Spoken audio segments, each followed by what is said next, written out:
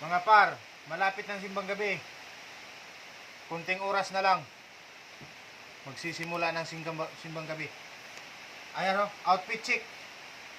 Oh. Outfit check. Ayan yung mga pormahan ng mga bagets. Ayan o. Oh. Panis. Oh.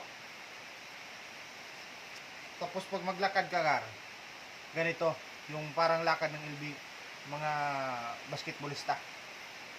Sabayan mo ng mga pormadang mga guapits. Ayan o. Sombrero. Pag may mga manluloko sa simbang gabi, pwede mo to gamitin. Self-defense. Ayan o. Wow, outfit chic. Oh, yan mga par. Ganyan yung mga pormahan, ho. Outfit check. Outfit check. Outfit check. Diba? Nice. Ganyan yung mga pormahan, Gar. Ayan o.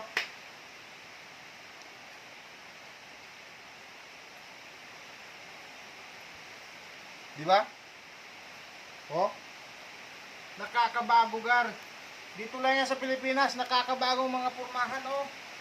Ayan, oh. Oh. Ayan, oh. Ganyan yung mga porma, mga dating. Mga lakad, Gar, oh.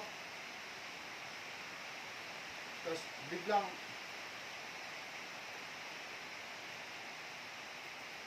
oh. Yan yung mga porma. Gayahin nyo. Yan yung mga porma, Gar. Oh. Pero bago matapos yung video, shoutout muna dyan sa mga gwapo ng mga Roro bus driver at especially kay Larne Escobar at kay Buyet Atabay. Ganyan yung mga pormahan ng mga simbang gabi. Yan yung mga gayahin nyo. Baka maisipan nyo magsimba. Ayan o. Galingan nyo sa pagmamaneho. Gayahin nyo mga simba o mga pormada o. O. O.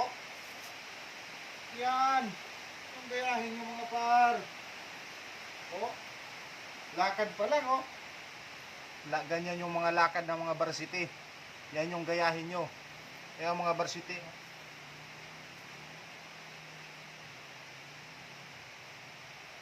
O.